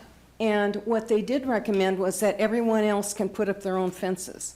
Can you imagine every house putting up their own fences? That would look kind of not nice. So that's just my 2 cents, just to let you know some of the things that we had discussed at that point. Thank you, Linda. You want to come up next? You want us to bring a microphone to you, sir? Lean on the counter here. Okay, my turn. Okay, just a couple things before I fall over. Millersville Borough is a residential borough.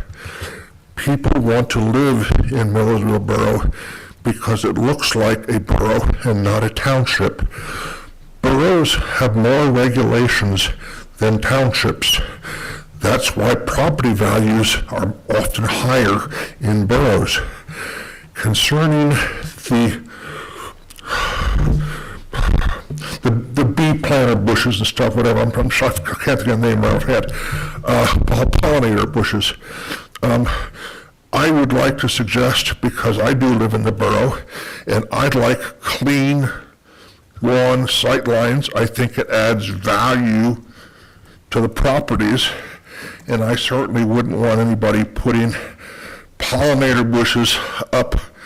I know the borough has certain setbacks when it comes to things like sheds or buildings and fences, but I, for whatever it's worth, would like to propose that pollinator gardens should have to have a 30-foot setback from public curbs. So in other words, like I have a corner house. My side yard and my backyard is also considered a front yard, and therefore I have to abide by certain setbacks for those. So I would like to propose that pollinator gardens should have a 30-foot setback from any public right-of-way, such as for houses like mine that have a corner lot where the side lot is the same. Also, as Mr. Milo said, that one thing I had not thought of, but I think is extremely important, both to make things easier for the zoning officer, is it's very important to have a list of what plants are allowed to be there. That should make the zoning officer's job a lot easier. Okay, that's it. I think that's enough for the pollinator gardens. 30-foot setback from any public right-of-way. Oh, and at least a 10-foot setback from private boundaries. Because when I'm mowing my yard, I don't want to be having to mow my backyard and have a pollinator garden smack up next to my property, and as I go past, my mower upsets the bees and I get stung. So I'd like to have a 30-foot setback from public right-of-ways and a 10-foot setback from private boundaries. The next thing I wanted to mention, I mentioned about it's very important to have this type. In the plans that they showed us, one suggestion I wanted to make is on 999, let's say you're coming up 999 and you're coming across from the Catholic Church there. I think it would be very helpful if they made an in and an out access way right across from the public church there. They might have to lose one of their private homes there, but that way, because if somebody's coming 741 south, if they want to get in there, they either have to come down to the circle, or they have to turn left to come down to what I understand will be another traffic light.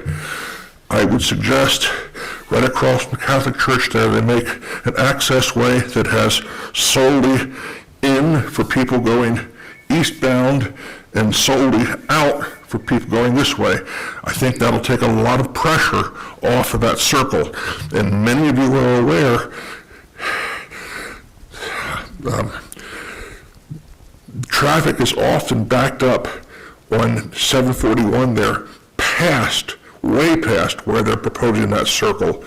I don't know how anybody is going to get out of that development if there's a circle there, because the circle will never, when you're in the circle, anyone in the circle has the right of way over anyone trying to get into the circle. That circle is going to be full all the time. How's anybody ever going to get out of there? Okay, I think those were the two things I wanted to do. And I'm sorry, my name's David Sykes, 344 Valley Road. I forgot to say that at the beginning. I was going to ask you. You did fine. Thank you for the input, David. Thank you for your constant attendance. Just under the wire on that one, too, apparently. Reset. Stephanie Hirsch at 72 Blue Rock Road. Thank you, Mike Miklos, for bringing up about how we can access those slides that were given at Garmin. They're not in there now for us to see, correct? No, I'm sorry. What is on the website is the draft ordinance, because that's what the council will be Right. voting upon. Right, but I mean, those particular slides, how can we access them? We can figure out how to get that on the website or I something. mean, I took pictures of them, but everybody, I'm sure there's more people that would like to look at them. I thought they were organized. Sure, absolutely. We'll figure out how to get them out. And the other thing is, if the council would just consider maybe having a comment time for both Tuesdays afterwards.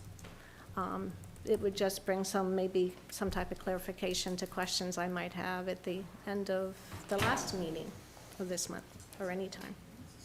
All right. Appreciate that. Thank you, Stephanie. Anyone else to address council? Very good. In that case, we will move on. I don't believe we have any reason for, do we have it? Oh, we do We have have an executive session too. All right. But you can Well go- then, at this time, I will move to go into executive session to discuss, was it just the renewed MOU renewed MOU? Thank you. with Police Association. Do I have a second for that motion to go into executive? Second. There we go, thanks, Mike.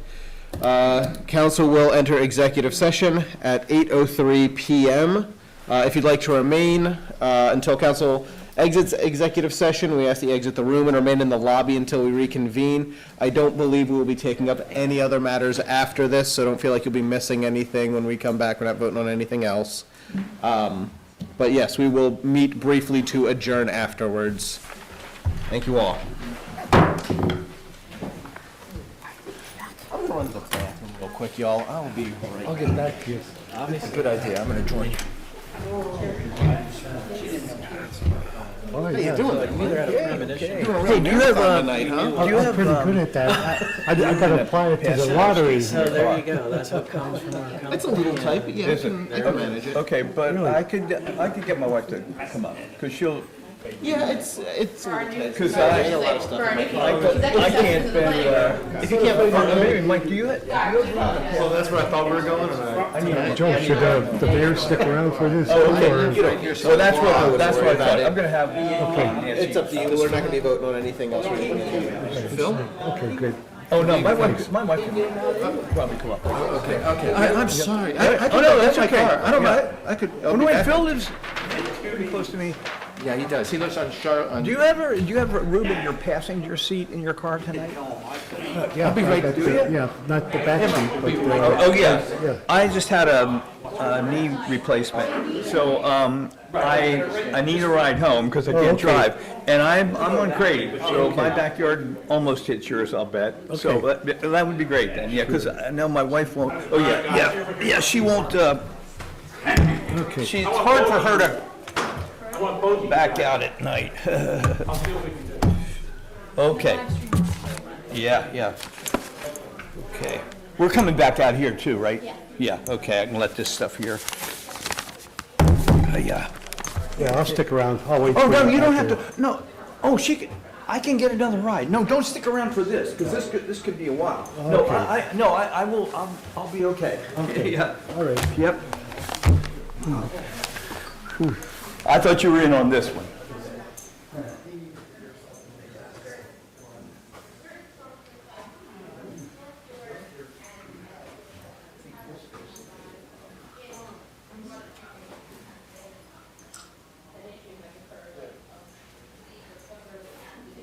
Of course, not a problem.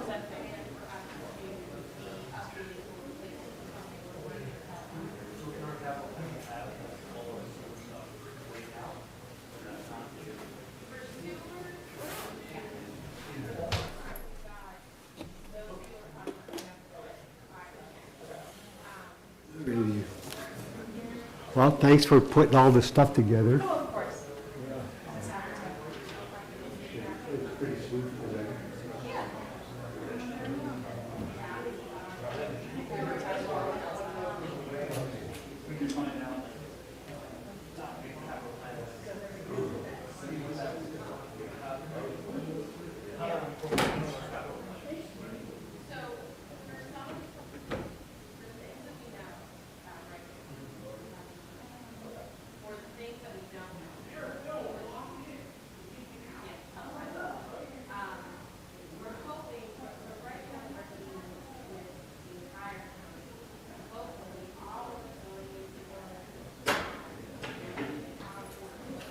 There's another way in down the hallway over there.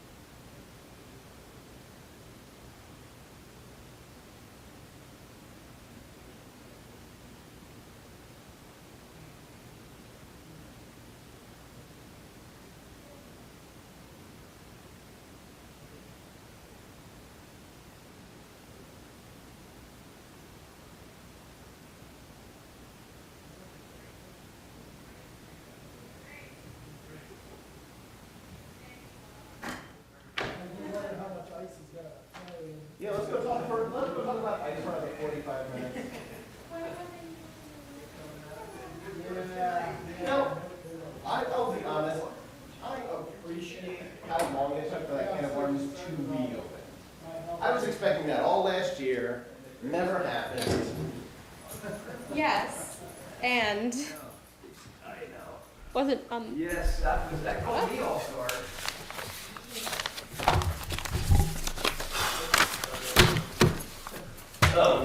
I hear you have to go back for a hot second. I hear that at work all the time. Greg, you have to go back for a hot second. Sit down so that I can adjourn us. Have to adjourn. Sit down. You have to call the meeting back to order. Sorry, President. So the video's going to pick up on this? Oh, it Yes. hears everything you're saying right now. It does? Yeah. The live stream is active. All right, I call this meeting of Millersville Borough Council back into order at 8:22 PM. I will now entertain motions to adjourn. So moved. Second? Second. There we go. All those in favor of adjournment, please indicate so by saying aye. Aye. All opposed? Abstentions? I call this meeting adjourned as of 8:22 PM.